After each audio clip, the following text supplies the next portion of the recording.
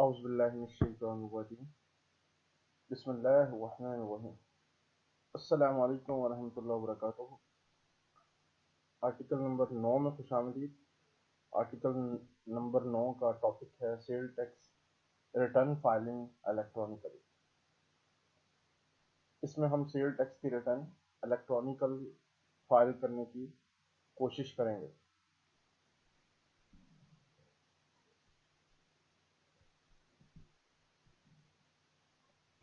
देखिए जी, सबसे पहले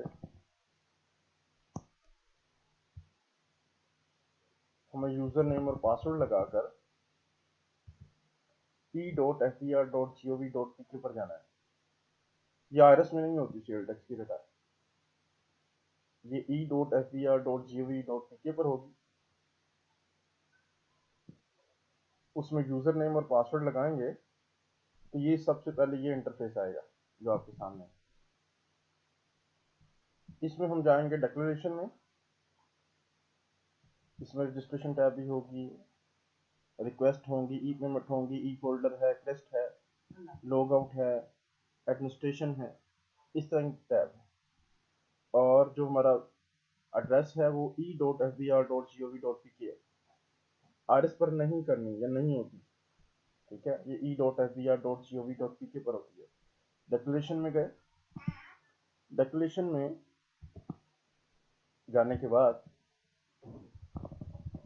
अगली टैब हमारी होगी सेल टैक्स। डिक्लेरेशन में पहले इनकम टैक्स है, उसको नहीं करना, सेल टैक्स है उसको करना है। सेल टैक्स की टैब खोली तो उसमें आ रही होंगी इनकम सेल टैक्स की रिटर्न्स के ईयर वाइज। हम फर्ज करें 2016-17 की करने की कोशिश कर रहे हैं, 2016-17 वाली को क्लिक करेंगे, ठीक है। अच्छा, जब वो खुलेगा टैब तो ये कंपनी का नाम वगैरह छुपा दिया। जब ये टैब खुलेगा तो मंथली के ऊपर क्लिक करना है, यहाँ पर क्लिक करके, और उसके बाद जो मंथ है, जिस मंथ की आप सेल टैक्स की रिटर्न फाइल करते हैं उसको सिलेक्ट करना है आपने।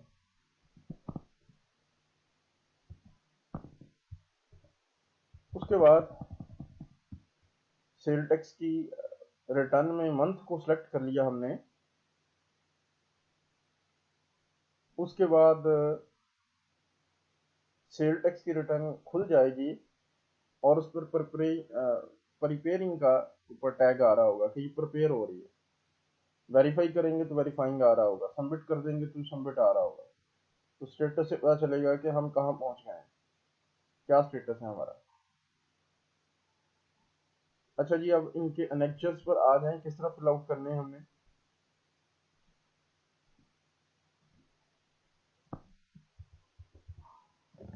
देखेंगे, पहला है डिस्क्रिप्शन और ये सेल टैक्स से क्रेडिट्स हैं। ये रजिस्ट्री टैब है। रजिस्ट्री टैब में जो सप्लायर है, जो हम हैं सेल आउट कर रहे हैं, हमारे पार्टिकुलर दिए गए होते हैं, जिसमें ये लिखा होता है कि टैक्स ऑफिस आपका कौन सा है, बिजनेस नेचर कौन सी है, कंपनी टाइप कौन सी है, नेम क्या है, एनटीएन आपका क्या है। नॉर्मल है तो एन आ जाएगा, रिवाइज्ड है तो आर आ जाएगा। और रजिस्ट्री टैब में ये सारी मालूमात होती हैं। उसके बाद जो पहला है सेल टैक्स क्रेडिट्स। ये जो सेल टैक्स के क्रेडिट्स हैं, ये सारे के सारे वो हैं जो हमने हासिल किए हुए हैं। सेल टैक्स के क्रेडिट्स 1 से लेकर 8 तक हम इसमें आएंगे। 1 से 8 तक सेल टैक्स के क्रेडिट्स हैं। मतलब ये हुआ कि जितनी हम परचेजेस करते हैं, फर्ज करें 100 की हम परचेज करते हैं पूरे महीने में, तो 17 रुपये सेल टैक्स की मद में भी साथ देते हैं। 100 की चीज़ 117 में खरीद रहे हैं तो 17 रुपये हमारा अजाफी टैक्स का बोझ है जो बर्दाश्त कर रहे हैं टेम्परेरी तौर पर। तो ये जो 17 रुपये हैं ये सेल टैक्स का क्रेडिट है जो हमें कल को मिलेगा। यानी कि सेल टैक्स की रिटर्न फाइल करने जा रहे हैं तो सेल टैक्स का क्रेडिट अब हमें मिलेगा। तो सेल टैक्स का क्रेडिट लेने के लिए हम 1 से लेकर 8 तक ये जो खाने हैं हम फिल करेंगे। क्या है इन खानों में? पहले आते हैं domestic purchases from registered person. Domestic purchases हैं जनाब, नॉर्मली जो परचेजेस होती हैं आपकी वो, लेकिन इम्पोर्ट वाली ना हो। एनेक्चर A&I, इसको क्लिक कीजिएगा तो ये फिर अंदर से एक टैब खुलेगी, पूरा नक्शल खुल जाएगा, उसको फिल आउट करेंगे और जब करेंगे ओके करेंगे तो ये रकम इधर आ जाएंगी, ग्रॉस वैल्यू इधर आ जाएगी और टैक्सेबल वैल्यू इधर आ जाएगी, और सेल टैक्स की रकम जितनी हमने डिडक्ट की है, हमारी डिडक्ट हुई है सेल टैक्स के मौका पर 17% के हिसाब से, या रिड्यूस रेट है तो उस हिसाब से वो इधर आ जाएगी। यानी कि हमारी वो परचेजेस एक्सक्लूडिंग ऑफ टैक्स और उसका टैक्स साथ में दोनों अलग अलग आ जाएंगे। चलो आगे देखते हैं।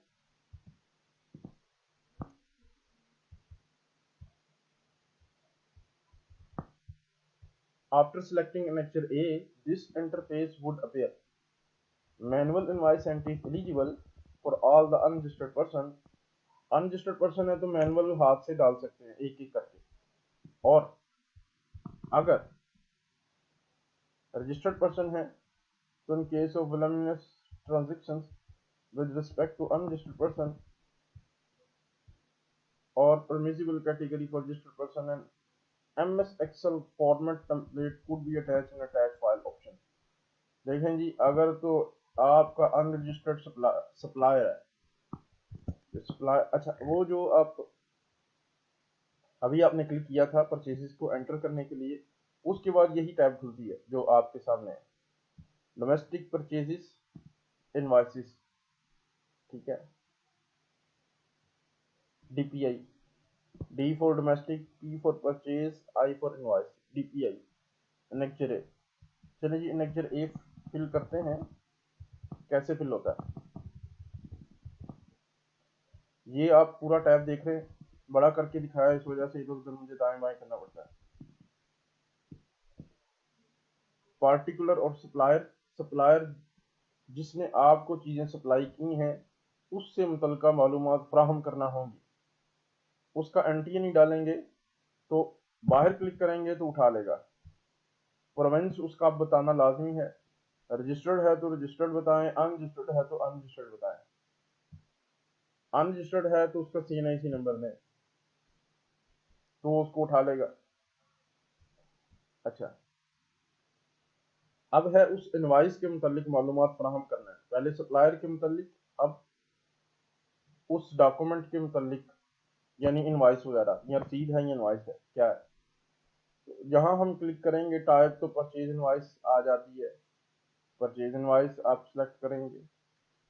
ठीक है, उस इनवाइस का नंबर देंगे, 4 है, 5 है, 7 है, जो भी है वर्ड्स, अगर उस इनवाइस का नंबर दे देंगे। अच्छा, HS कोड, इंपोर्ट की सूरत में इंपोर्ट वगैरह है तो उसका एक HS कोड होगा, हर चीज को एक कोड लगा होता है। हार्मोनाइज सिस्टम पहले हम पढ़ चुके हैं नॉलेज स्टेज में, तो उस चीज का कोड भी दे दें अगर इंपोर्ट है तो, ताकि वो आइडेंटिफाई सही तरीके से कर ले। इनवाइस डिटेल, अब इनवाइस जो है सेल टैक्स की इनवाइस है, अगर अनरजिस्टर्ड नहीं है तो रजिस्टर्ड है तो सेल टैक्स की इनवाइस के मुतलका सारी मालूमात फ्राहम करना होगी, यानी परचेज टाइप क्या है, सर्विसेज हैं, गुड्स हैं, क्या हैं। अच्छा, रेट क्या है, इसको खोलेंगे तो 19 भी आ जाएगा, 17 भी आ जाएगा, 16 भी आ जाएगा, 8 भी आ जाएगा, रिड्यूस रेट भी आ जाएंगे। जनरल तो हमारा 17 ही चलता है ना, तो आम तौर पर 17 ही होगा, तो कम चांस हो सकता है कि आपकी चीजें, हो सकती हैं आपकी चीजें किसी भी चीज से रेट से ताल्लुक रखती होंगी, तो अपना मुतलका रेट को आप, रेट किस तरह ढूंढते हैं पहले भी नॉलेज स्टेज में बात हो चुकी है, दोबारा छोटा सा मैं नोट यहाँ दोबारा दे देता हूँ। वो ये है कि आपने अपनी अशिया को थर्ड शेड्यूल में, फिफ्थ में, सिक्स में और 7, 8, 9 में ढूंढना है। अगर आपकी अशिया थर्ड शेड्यूल में मिल जाती हैं, आप जो बना रहे हैं जो प्रोडक्ट, तो फिर वो फिक्स मोड में चला जाएगा, फिक्स मोड में सेल टैक्स में। और अब आते हैं, अगर पांचवा और छठा शेड्यूल है उसमें आपकी प्रोडक्ट मिल जाती हैं तो फिर ये होगा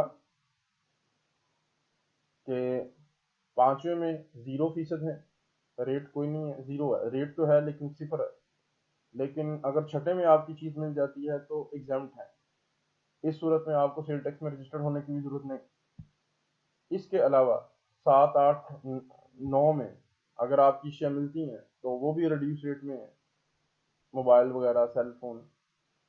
फर्ज करें आपकी अशिया ना तीसरे शेड्यूल में है, ना 5वें में, ना छठे में, ना 7वें, 8वें, 9वें, फिर क्या करेंगे? फिर आपकी जो चीज़ है इन शेड्यूलों में आपको नहीं मिली, लिहाजा इस पर 17% सेल टैक्स लगेगा बाय डिफॉल्ट। ठीक है, इस तरह इसको ढूंढते हैं। अच्छा,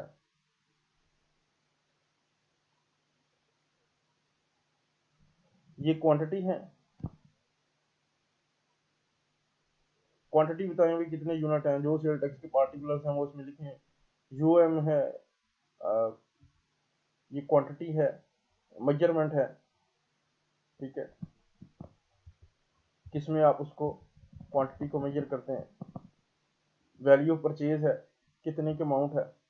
डिस्क्रिप्शन है, डिस्क्रिप्शन देंगे। सेल टैक्स एफिडेविट इन सेल टैक्स नोट, वो है तो कोई लिख दें। इसके ऊपर 17% है, बल्कि बल्कि जब रेट आप सेलेक्ट करेंगे और वैल्यू देंगे तो ये खुद ब खुद रकम दे आपकी निकाल देगा।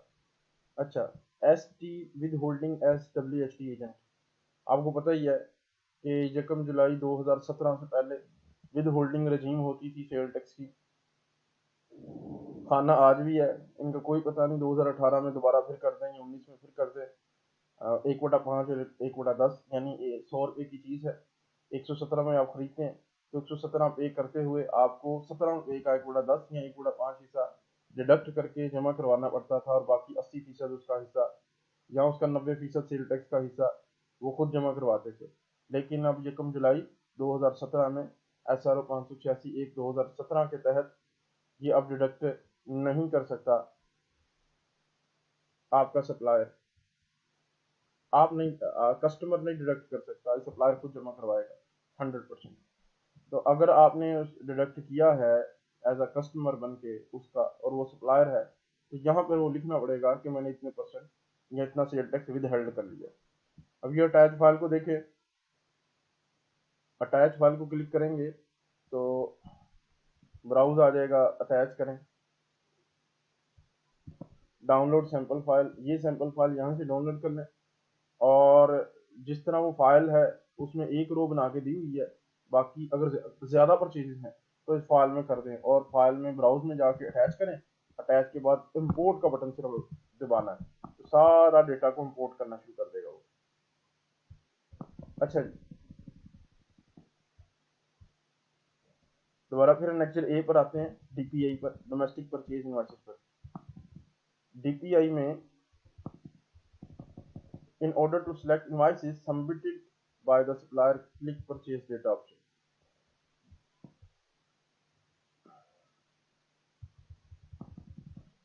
अच्छा जी, आप कहते हैं कि मैं खुद तो देखूं कि मेरी जो परचेजेस मैंने की हैं किन किन लोगों ने अपनी सेल डाली हुई है, किन किन लोगों ने अपनी सेल डाली हुई है अपनी सेल टैक्स की रिटर्न में। इस काम के लिए परचेज डेटा पर क्लिक करते हैं। होगा ये कि जिस जिस जहां जहां से आपने परचेज की होगी, अगर उन्होंने अगर उन्होंने आपकी सेल डाली है तो वो उठा लेगा। After selecting purchase data, this interface would appear in order to see invoices with respect to a particular supplier. To see particular invoices, input the respective details and click search button. In order to see all the invoices submitted, only click search button। अच्छा जी, ये देखें, मैं purchase data को select किया था, purchase data को select किया, मैं उसको डाउनलोड भी कर सकता हूँ। मैं किसी एक बंदे को मैं रेंज दे के ना टाइम की, फ्रॉम यहाँ से लेकर यहाँ तक सर्च कर सकता हूँ। मैं इस महीने में सर्च का बटन दबाऊंगा तो वो सारे लोग जिन्होंने मेरी सेल बनाई हुई है कि इस बंदे को सेल किया, आपको सेल किया, ठीक है, उन्होंने कहा हुआ है, वो सारी की सारी आ जाएंगी। और उनको ज़रूरी है कि 10 तारीख तक वो लाजमी डालें अपनी सेल को, लिहाजा वो 10 तारीख तक डालेंगे।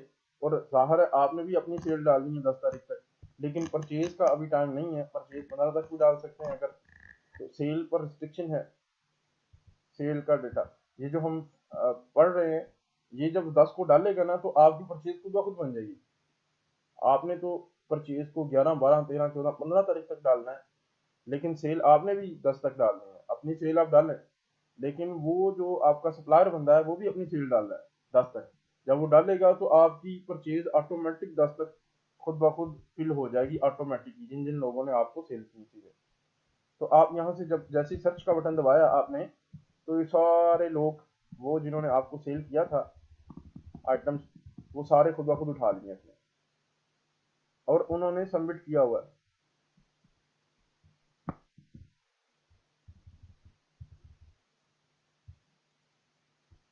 अच्छा, आप लो डेटा भी कर सकते हैं, बल्कि आप रिजेक्ट भी कर सकते हैं।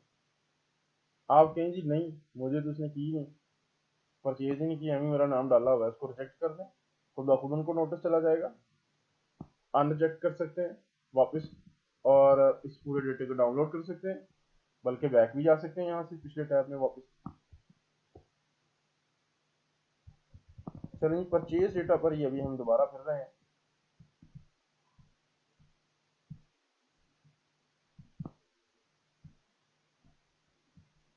परचेज डेटा पर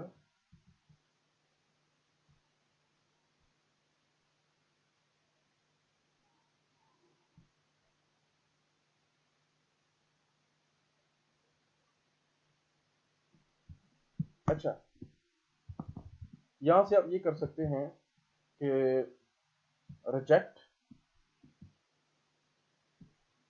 आप कर सकते हैं। मिसाल के तौर पर ये यहाँ पर क्लिक करें, ये जो डब्बा मैंने बनाया, यहाँ पर क्लिक करें और यहाँ पर क्लिक करें और यहाँ पर रिजेक्ट और अनरिजेक्ट कर दें कि मैं रिजेक्ट करता हूँ कि ये मेरी परचेज नहीं है, जो ऑटोमेटिक उठाई है इसने। चलें जी, इंटरफेस ऑफ एनेक्चर बी, इस पर आते हैं। बी के ऊपर, बी क्या है, परचेजेस वाला टैग कर रहे हैं अभी भी, ठीक है जी।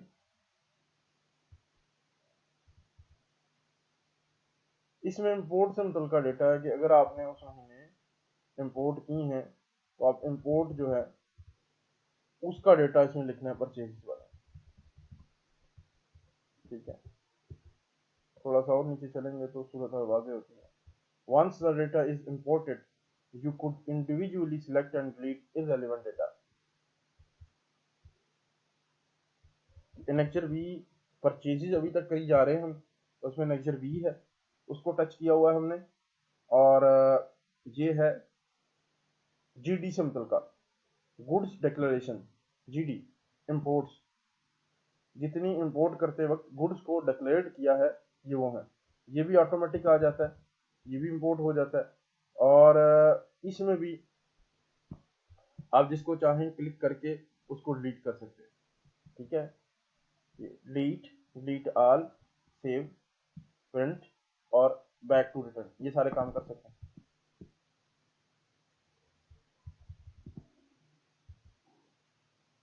चलें जी, अब वो टैब खत्म हो गया, परचेजेस हमारी खत्म हो गई, हम सेल पर आते हैं। आफ्टर सेलेक्टिंग एनेक्जर सी हमारा सेल चल रहा है। आप ऐसे भी याद रख सकते हैं, सी फॉर सेल, सी एनेक्जर, लेकिन ये तो आंखें खोल के भी आपको करना पड़ेगा, हर जरूरी नहीं कि सी फॉर सेल ही हो। After selecting the annexure C, the interface would appear. In case of few transactions, manual data could be fed by filing respective details in the following tabs. In case of voluminous transactions, an Excel format template could be attached in attach file option. Sale में भी वैसी options हैं जैसी कि purchase में थी। Particular buyer किससे खरीदी, आप किसको किसको बेच रहे हैं, आप बायर कौन है, एंट्री नंबर डालेंगे, बाहर क्लिक करेंगे, वो खुद ब खुद उठा लेगा उसे। डॉक्यूमेंट आपने किस टाइप का भेजा, उसका नंबर क्या है, सेल इनवॉइस है क्या, इनवॉइस की डिटेल, सेल किस टाइप की, सर्विस की है, प्रोडक्ट की, व्हाट्सएवर, रेट कौन सा है, रेट को सिलेक्ट करें, क्वांटिटी सिलेक्ट करें, मेजरमेंट सिलेक्ट करें, एक्स्ट्रा टैक्स उसको डाला है कि नहीं, फर्दर टैक्स डाला है कि नहीं, ठीक है जी, क्वांटिटी क्या है, उसका वो टैक्स आपने विद हेल्ड किया है कि नहीं, ज़्यादा हैं तो अटैच फाइल कर दें, ज़्यादा लोगों को सेल आउट की हैं चीज़ें तो अटैच फाइल करें।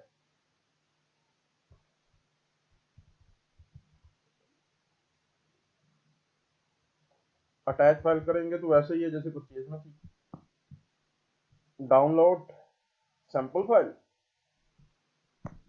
इसको क्लिक करना है और उसमें सारा डाटा फिल करना है, वो जो फाइल डाउनलोड हो जाएगी, और फिर ब्राउज में जाके उसी फीड को अटैच करना है और उसके बाद इंपोर्ट का बटन दबा देना, सारी एंट्रीज को इंपोर्ट करना शुरू कर देगा।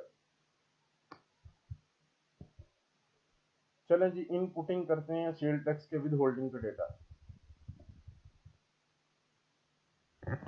एनेक्जर सी STWH वाला बटन देखते हैं, STWH वाला, ये वाला बटन।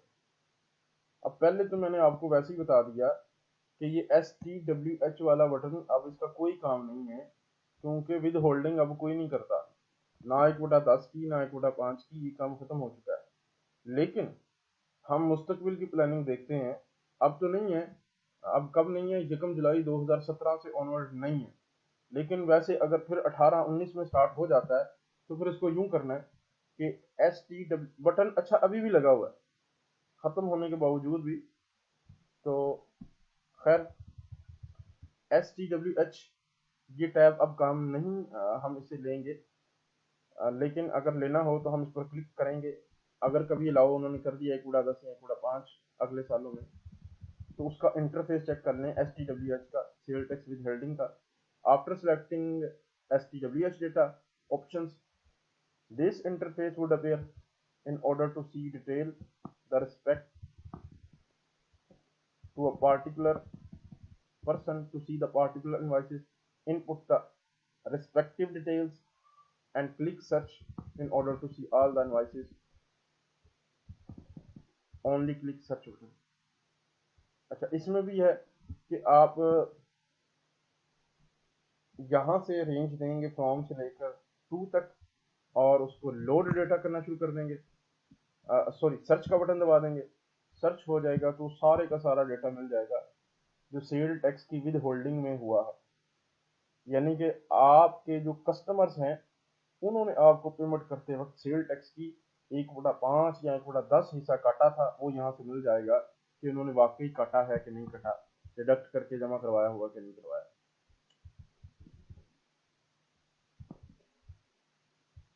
तो आप कहते हैं कि नहीं मैन, ऐसा नहीं है, मैं खुद डालूंगा लोड करने से। अच्छा अच्छा, वो सारे नजर आ जाएंगे, इसमें से जो सा मर्जी लोड करना है, सबका करना है, ज़ाहिर है सिस्टम है उसको पता है, सबको ही करना पड़ेगा। हाँ ये ज़रूर है कि आप किसी को रिजेक्ट करते हैं, कहीं नहीं जनाब मेरा तो उस बंदे ने डायरेक्ट ही नहीं किया, एम ही लिखा होगा गलती से, तो आप उसको रिजेक्ट कर सकते हैं।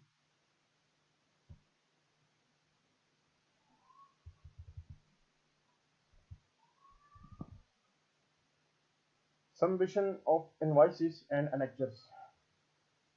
After inputting the relevant details, click Submit Invoices and Submit Annexures option.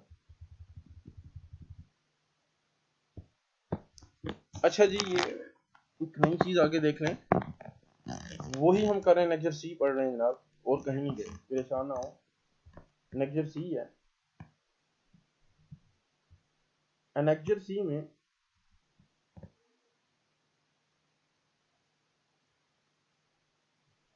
हम ये कहते हैं कि जी हमने जो डेटा है ना वो नीचे से सारे का सारा ले लिया। आपको पता है कि 10 तारीख तक ये नेक्चर जमा करवाना है सेल वाला, दोबारा सुने बात गौर से, हर महीने की 10 तारीख तक ये नेक्चर लाजमी है। जरूरी नहीं है कि परचेजेस वाला भी, हम जो नेक्चर पहले हमने पढ़ा था AI वाला, वो जरूरी नहीं कि वो पहले करवाएं, 10 तक इसको लाजमी सबमिट करना है। तो यहाँ से सबमिट इनवाइस करके सबमिट नेक्चर लाजमी करना पड़ेगा कि हमारी तरफ से ये इनवाइसें ओके हैं, हमने सिर्फ इन्हीं लोगों को सेल आउट की हैं चीज़ें, हमारी तरफ से यही डेटा है, ठीक है जी। अच्छा जी, नेक्चर डी पर आते हैं। After selecting annexure D, the interface would appear to input data, you have to select load export GDs option. Once the data is imported, you could individually select and delete irrelevant data. वो ये कह रहा है कि वही सारी system चल रहा है, लेकिन ये आते हैं डी पर। तो डी एक्सपोर्ट से मुतल्लिक़ है, जो चीज़ें आपने एक्सपोर्ट की हैं वो खुद ब खुद यहाँ आ जाएंगी, लोड हो जाएंगी। और अगर आप कहते हैं कि ये दुरुस्त नहीं है ये मेरी एक्सपोर्ट, तो आप इररिलेवेंट डेटा को डिलीट कर सकते हैं। यहाँ पर क्लिक करें, जैसे क्लिक करेंगे यहाँ डिलीट का बटन आ जाएगा। सबको करना सबको कर दें, मर्जी है जिसको शो करना कर लें, वो कह रहा है। लेकिन शो ज़ाहिर है सबको ही करना पड़ेगा आपको, लेकिन ये गलती की सूरत में है। ठीक है, तो ये हमारी एक्सपोर्ट थी, यहाँ से हमारी एक्सपोर्ट सारी आती हैं। ये याद रहे कि इंपोर्ट और एक्सपोर्ट का सारा निज़ाम जो आप करेंगे वो पहले ही आपके इंटरफेस में आ चुका होगा, क्योंकि कस्टम के थ्रू, वीवॉक के थ्रू जब आपकी इंपोर्ट या एक्सपोर्ट होती हैं तो ये डेटा वहाँ आता है और वहाँ से यहाँ खुद ब खुद आ जाता है। अच्छा जी, interface of annexure E check करें। After selecting annexure E the interface would appear as. अच्छा जी, नेक्चर ई चेक कर लेते हैं। फेडरल एक्साइज ड्यूटी होती है, अगर आपकी अशिया फेडरल एक्साइज ड्यूटी से मुतल्लिक़ है तो फिर आपको ये नेक्चर लाजिम होना पड़ेगा। आप जानते हैं कि सेल टैक्स की रिटर्न और फेडरल एक्साइज ड्यूटी की रिटर्न एक ही है। तो नेक्चर एफईडी अगर है कुछ सर्विसेज और कुछ मैन्युफैक्चरिंग कंसर्न्स के ऊपर, तो इंपोर्टेड अशिया भी हो सकती हैं ये एफईडी वाली। तो इन अशिया के ऊपर जो एफईडी लगेगा, जो आप लगा रहे हैं, जो आपको लगा है, वो आप यहाँ पर दर्ज करेंगे। दर्ज करके इसको सेव करेंगे। ठीक है, सेव करने के बाद बैक टू द रिटर्न पर चले जाएंगे। इसके जो 11 टैब्स हैं वो मैं दोहरा देता हूँ। टोटल एफईडी गुड्स, कौन सी शय है, रेट है, क्वांटिटी है, वैल्यू है, ड्यूटी रेट है। सिंपल है चीज़ें, कोई ऐसी चीज़ नहीं है जैसी आम होती हैं। को पेनल्टी वगैरह ऐड करनी है तो कर लें, अदर स्पेसिफाइड। तो इसका टोटल यहाँ आ जाएगा। सेव मारें और बैक टू द रिटर्न में चले जाएं। चलो जी, एनएक्सआरएफ पर आते हैं। एनएक्सआरएफ क्या है? ये ना कैरी फॉरवर्ड समरी होता है एनएक्सआरएफ, कैरी फॉरवर्ड समरी। अच्छा, ये आपके सामने जो एफ आया ना, ये पहले ना जरूरी नहीं था, शायद अब भी ना हो, लेकिन आप फिल कर रहे हैं, इसको सीखें। जे, एच और एफ। ठीक है, ये जो मैन्युफैक्चरिंग कंसर्न्स हैं उनके लिए लाजमी होता है।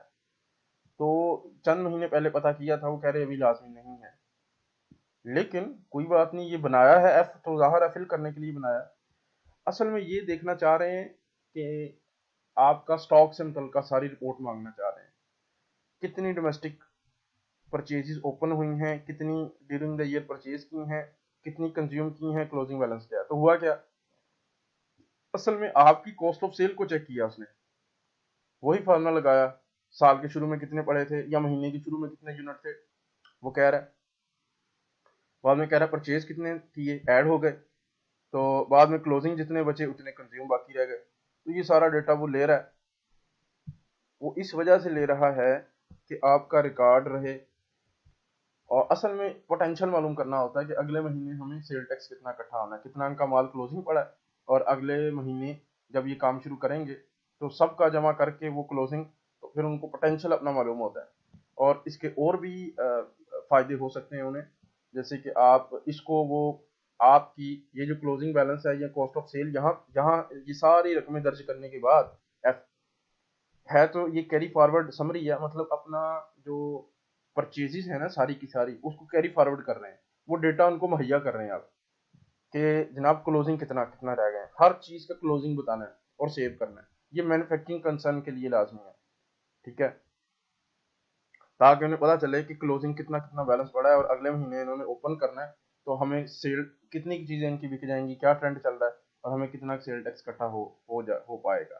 ठीक है, और भी ये है कि ये टैक्स ऑडिट में भी उनको फायदा होगा कि हम मुकर नहीं सकते, कॉस्ट ऑफ सेल पहले ही हमने यहाँ पर दर्ज कर दी है। तो यहाँ से सिर्फ वो अपना स्टॉक हमारा कैरी फॉरवर्ड करवाना चाह रहे हैं अगले महीने तक, ताकि हम अपने स्टॉक पर पक्के रहें। स्टॉक की शीट ज़ाहिर है कि ये बड़ा सीक्रेट डॉक्यूमेंट है, लेकिन ये भी इन्होंने हमसे ले लिया एनएक्सएलएफ के तहत। एज पर आ जाते हैं। कहता है जी कि after selecting annexure as this interface would appear. ये जो नीचे नजर आ रहा है ये अपीयर होगा इन case of few transaction manual data could be fit, थोड़ी सी अगर काम है तो मैनुअल कर लें, और अगर ज़्यादा है तो फिर आप कर लें अटैच फाइल के जरिए, जैसे कि पहले आपको बताया। एनेक्चर इफ, जो एनेक्चर एच है वो क्या है, ये भी बस ना सेम जो अभी हमने पढ़ा है पीछे वाला एनेक्चर, सेम उसी टाइप का ही है एच, जैसे कैरी फॉरवर्ड है उसी टाइप का है। और ये भी मैन्युफैक्चरिंग कंसर्न के ऊपर ही है। कहता है जी product and raw material summary है, स्टॉक स्टेटमेंट। अब ये हमारा पर्सनल डॉक्यूमेंट, कंपनी का अंदर, फैक्ट्री का अंदर वाला स्टॉक स्टेटमेंट है, सारा कहते हैं भरें। कहते हैं एक एक चीज का बताएं कि कौन सी चीज परचेज की, कौन से महीने में, कंज्यूम कितनी की, क्लोजिंग बैलेंस कितना है जी, वैल्यू ऑफ गुड्स का, क्वांटिटी ऑफ गुड्स का, यानी कि यूनिट्स को अलग मेजर करके बताएं और उनकी रकम जो बनती है उसको अलग करके दिखाएं, और वो चीज का अलग अलग बताएं कि वो चीज आइटम डिस्क्रिप्शन क्या है, रॉ मटेरियल कौन सी कैटेगरी है। हम इसको सेव कर देते हैं अगर, ठीक है, तो फिर ऐड कर देते हैं यहाँ से, तो होगा ये कि हमारा जो महीनावार जो स्टॉक की रिपोर्ट है जो हम अपनी स्टोर रूम में बैठ के बनाते हैं वो सारी उनके पास पहुंच जाती है। तो ये भी मैन्युफैक्चरिंग कंसर्न के लिए है, इसको बड़े एहतियात से मरतब कीजिएगा, क्योंकि कल को फिर उसने इसके मुताबिक ही काम चेक करना है। उसने कहना है जी कि अगस्त के महीने में तो आपका इतना ओपनिंग पड़ा था, मतलब कि आपका जो कॉस्ट का ऑडिट होगा या टैक्स का होगा तो ये सारी चीज़ें वहाँ पर डायरेक्टली जाएंगी, जो यहाँ पर रिपोर्ट किया है सेम इसी तरह का। तो इसका मतलब है कि अपने टैक्स के अकाउंट पहले सीधे उधरे कर ले कि आपने ओपनिंग क्या दिखाना है, आपने क्लोजिंग क्या दिखाना है, यूनिट वैल्यू क्या है, ठीक है जी। लाइफ और एवरेज, उसका इस्तेमाल पहले ही सीख लें कि कौन सा मैंने टैक्स अकाउंट्स के लिए बनाना है। और यहाँ पर मैंने एनेक्चर एच में जो प्रोडक्ट और रॉ मटेरियल की समरी है, जिसको स्टॉक शीट कहा जाता है, स्टॉक स्टेटमेंट कंपनी के अंदर, वो सारी की सारी बंदा मांग रहा है। ज्यादा है तो कहता है कितना, ये सारा ऐड करेंगे ना तो ये सारा एनेक्चर बन जाएगा, फिल खुद ब खुद हो जाएगा।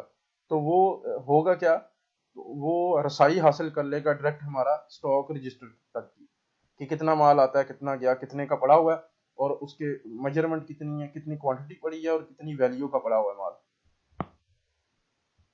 तो ये काफी आगे तक पहुंच चुके हैं। Interface of annexure I, after selecting annexure I check कर लेते हैं जी। आई में डेबिट एंड क्रेडिट्स नोट है, डीसीएन इसको बोलते हैं, D for debit note, C for credit notes, N for notes, debit credit notes, DCN. DCN में यही है कि आपकी कोई sale, particular supplier, debit credit note, particular of original invoice, particular of revise invoice, difference, adjustable original revise. वही है कि invoice ना रिपीट हो जाती है, रिवाइज हो जाती है। आपने 10 लाख का सामान खरीदा है ना, तो उसमें 4-5 यूनिट खराब निकल आए तो आप उसको वापस कर देंगे। जब वापस करेंगे ना तो उसको रिवाइज करके ऊपर लिखेगा कि ये रिवाइज इनवाइस है मेरी। तो वो कह रहा है ओरिजिनल, और जो ओरिजिनल कौन सी इनवाइस गई थी उसके पार्टिकुलर लिखें, अब रिवाइज है तो उसके पार्टिकुलर लिखें। तो दोनों का डिफरेंस खुद ब खुद निकाल देता है कि इतना माल वापस हुआ था, यानी कि डेबिट नोट क्रेडिट नोट। ये भी उसकी एडजस्टमेंट खुद ब खुद डाल देता है। जाहिर है माल आपने वापस किया या फिर आपको वापस आया, दोनों सूरतों में, आपने किया या आपको आया, दोनों सूरतों में एनेक्चर आई जो है ये काम करेगा। इसमें हमें काम करना पड़ेगा।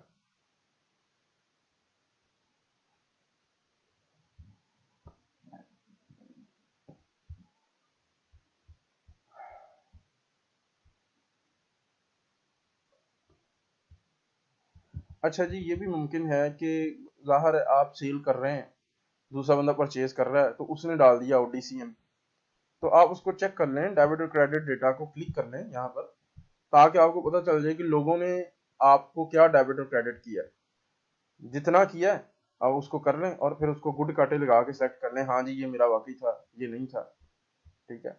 अगर ज्यादा कोई डेबिट क्रेडिट हुआ है, ज्यादा चीजें अशिया ज्यादा वापस हुई हैं या आपने वापस की हैं, तो फिर बल्क में डेटा है तो आप वही उसी तरीके से debit and credit note data को आप लोड डेटा के जरिए आप कर सकते हैं। पहले सर्च कर लें, सर्च करके वो निकल आएगा। सर्च करके जैसे निकलेगा तो उसमें से सिलेक्ट कर लीजिएगा कि ये मेरा नहीं है, ये झूठा, ये DCN गलत डाला है उसने मुझे डेबिट नोट, वो आपको फ़ोन करेगा। देखें यहाँ प्रिपेयरिंग, वेरीफाइड, सबमिटेड, क्लोज्ड सारे ऑप्शन आ रहे हैं। अभी हम प्रिपेयरिंग में, हम आ रहे हैं एनेक्जर जे में। बहुत ही इंपॉर्टेंट किस्म का एनेक्जर जे इसमें है, गौर से पढ़िएगा। देखिए annexure J, the list of item given below is as per your selection of the product. For making changes in this list click manage product list button. अभी तक तो ये काम ये भी नहीं कर रहा था, ये जरूरी नहीं था फाइल करना, लेकिन इसको समझ लें। जाहिर है कि अगले और साल 2 साल है तो एनेक्जर जे भी उन्होंने लाजमी कर देना। मैनेज प्रोडक्ट लिस्ट पर क्लिक करें ऐसे करके, तो एक लिस्ट उनकी खुल जाएगी। ठीक है जी,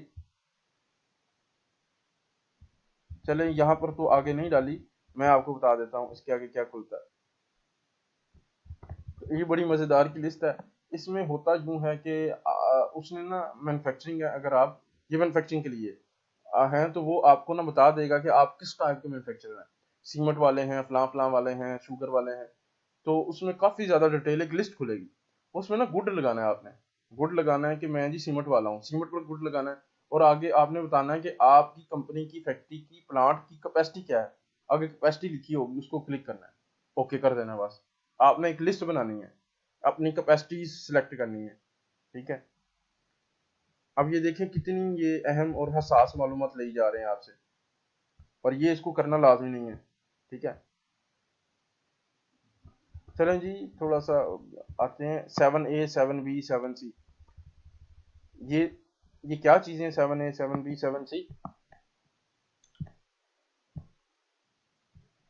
ये है परचेज का टैब, देखा था सबसे पहले आपने, सेल टैक्स क्रेडिट वाला, हमें जितने सेल टैक्स के क्रेडिट्स मिलने हैं वो वाला। हाँ वो वाला था ना, उसमें था 7A 7B 7C नीचे लिखा हुआ था। तो ये क्या है, 7A के टैब में क्या आता है, if the supplier has not declared the sale claimed as input tax. गौर से बात समझिएगा, if the supplier has not declared the sale claimed as input tax, आपने परचेज डाल दी है लेकिन सप्लायर ने अपनी सेल नहीं डाली, समझे बात।